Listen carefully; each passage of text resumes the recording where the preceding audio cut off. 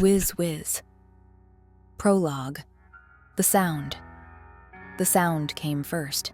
It wasn't loud, not at first, just a faint, rhythmic whiz-whiz, like the hum of a distant machine or the whisper of wind through a crack in the door. It was subtle enough to dismiss as a trick of the mind, but it was there. It came before the meteors, before the blackouts, before the sky began to change. It came before the world began to unravel, and it never stopped. Year 1. The Omen. The meteor was small, no bigger than a basketball, yet it left a crater in Lee and Jean's front porch. Their doorbell camera captured everything: the streak of light, the faint whiz-whiz, and the impact that shook their little Alabama home. At first, everyone treated it like a strange novelty. Local news reporters arrived, and a few scientists came by to gather fragments. They called it an ordinary chondrite, but something about the event felt anything but ordinary. One evening, Lee sat on the porch, gazing at the splintered wood. His mind replayed the camera footage, that subtle, pulsing whiz-whiz. Something about it lingered in his chest, unsettling him more than he cared to admit. June stepped outside, the family Bible cradled in her arms. "Lee," she said softly, "I think we should read something tonight. Maybe it'll help us feel normal again." He nodded, shifting to make room on the porch swing. She settled beside him, opened the Bible, and turned to the Book of John. Clearing her throat, Jean began to read in a gentle voice. "In the beginning was the Word, and the Word was with God, and the Word was God. He was with God in the beginning. Through him all things were made. Without him nothing was made that has been made. In him was life, and that life was the light of all mankind. The light shines in the darkness, and the darkness has not overcome it." She closed the Bible and let the words hover in the humid evening air. The faint chirping of crickets returned them to the present. "That's beautiful, Mama," Joy said quietly from the doorway, and Jean gave a grateful smile. They lingered there, comforted for a moment by an unshaken truth, even as a strange, new reality lurked beyond the horizon. Later that night, Lee scrolled through his phone, reading reports of meteors falling in distant places. He noticed mentions of odd sounds captured in each video, a background hum that people likened to static, or a pulse. His eyes drifted to the sky. Unbeknownst to them all, this was only the beginning. Year 3. The storm. By the third year, meteors no longer fell as novelty.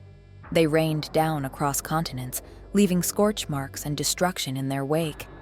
News channels showed crater-pocked fields in Asia, leveled city blocks in Europe, fires blazing across parts of Australia. International space agencies soon identified the culprit, a supermassive black hole drifting nearer to the outer reaches of the solar system.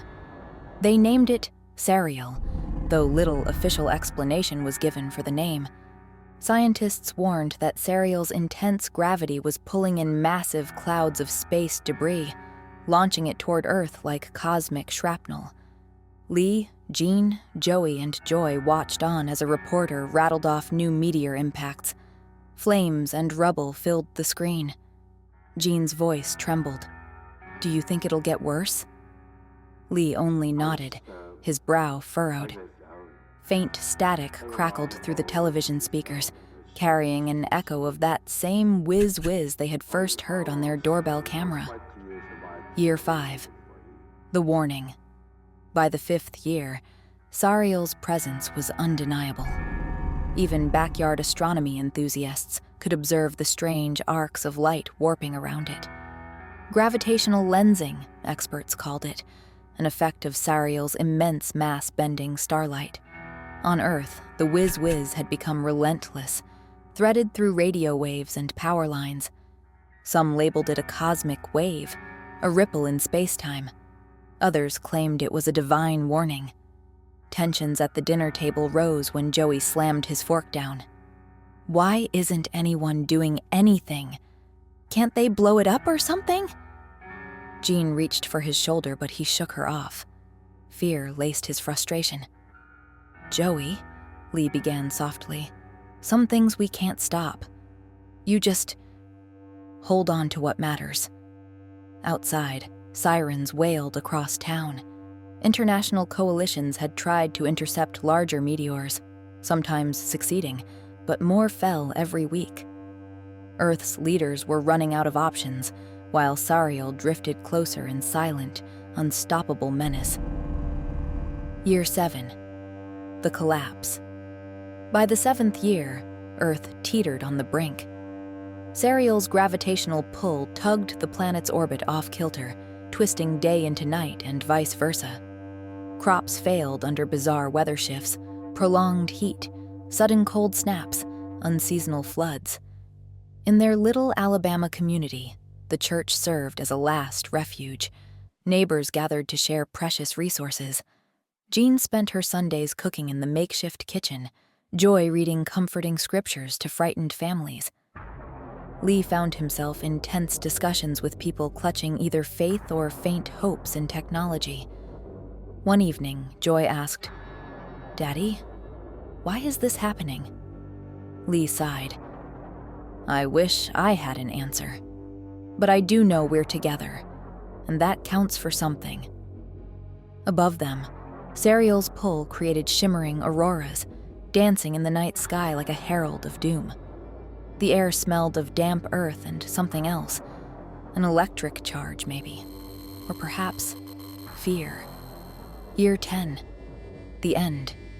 By the 10th year, Sariel was unmistakably visible, a void circled by a halo of distorted starlight. The moon had fractured and broken away, its pieces spiraling into the black hole's grasp. Earth lay battered by fragment after fragment of cosmic debris. The final meteor, a behemoth, streaked toward the planet, bigger than any that had come before. In their powerless home, Lee, Jean, Joey, and Joy huddled around the ember glow of a wood stove. They told stories, laughed at worn-out jokes, and silently prepared for what they knew was coming. Outside, a rumble grew. The ground shook beneath Sariel's unyielding gravity. Fire lit the horizon, and the wind whipped around the house as the meteor pierced Earth's atmosphere. The Wiz Wiz crescendoed into a deafening roar. Jean cradled Joy, her voice calm and resolute. "Lord, thank you for this family, for every moment we've had together." Lee joined in, voice trembling. "We might be small, but we've stood by each other. Thank you for everything." Joey and Joy murmured their own prayers, tears shining in the flickering light. The heat outside surged. The house rattled with the force of near impact. John's final word broke through the chaos. "Amen." Lee held her hand tight. "Amen." Then the world was consumed by Sariel's onslaught, the echo of Wiz Wiz lost in a final burst of fire and noise. Epilogue. Sariel. In the silent depths of space, Sariel continued on its cosmic path, swallowing light and matter in its wake. Adrift behind it were fragments of earth, dust, twisted metal, echoes of once thriving life.